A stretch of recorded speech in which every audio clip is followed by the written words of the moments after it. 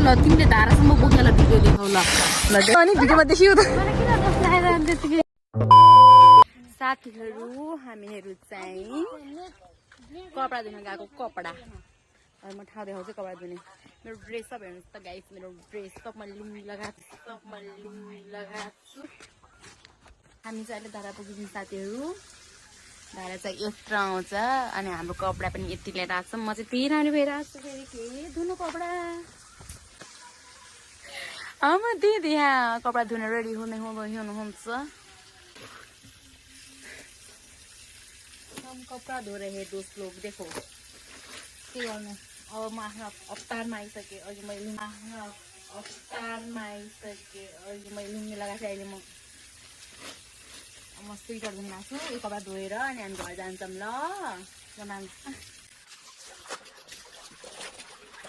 हामी कपडा धुन लाग्छौँ र कपडा धुन म त बसेको हजुर होइन हेर्नुहोस् त्यहाँ पानी भर्न लाउनु छ नानीहरू एउटा दिवानमा छ त्यसपछि त्यसपछि यहाँ अनि यो चप्पल धेरै सानो भएन र मान्छे जस्तो त चप्पल लगाएर हानेन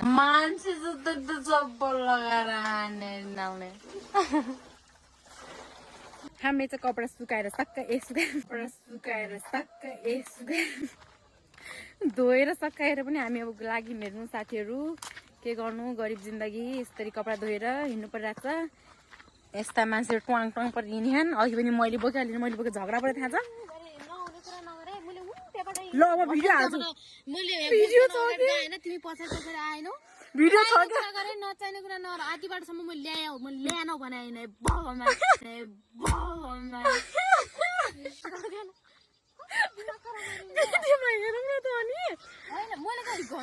ल तिमीले धारासम्म बोकेर भिडियो देखाउ ल अब हाम्रो झगडा भइसक्यो है हामी मिलिसक्यो भने दिदी ल मेरो एमआई खानु त हामी मिलियौँ सबुत मिलियौँ त अनि हजुरले त बोक्नु भएको छ त अनि भिडियोमा देखियो त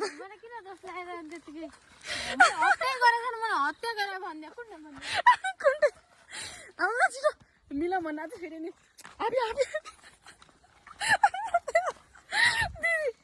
मिलाउँ कि आउनु न मेरो गल्ती भयो सरी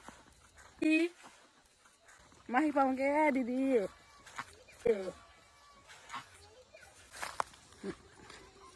हाम्रो झगडा सुलह भइसक्यो त यहाँ चटक हुने यहाँका